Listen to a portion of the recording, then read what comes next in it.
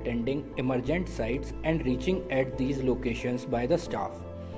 In monsoon season, situations becomes even more difficult, causing unwanted detention of the trains. To overcome all these difficulties, need of a faster transportation arrives, and then Mr. Pankaj Soin, Senior DN West Ajmer, came up with an innovative idea of rail bicycle.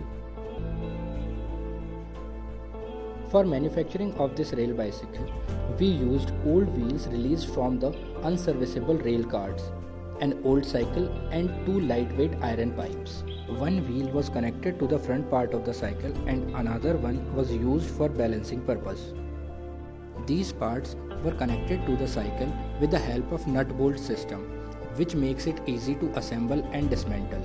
With the help of rail bicycle, our trackman can easily reach to the emergency locations for urgent repairs.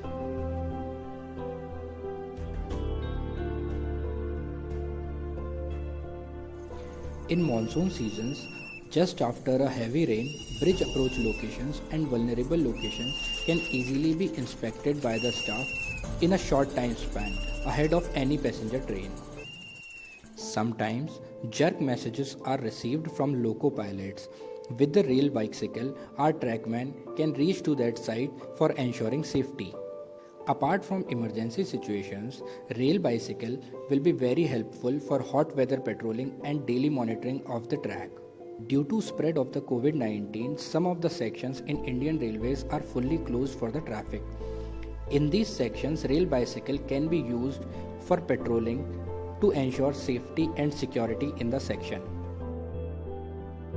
This is a lightweight structure which can easily be lifted by one person only.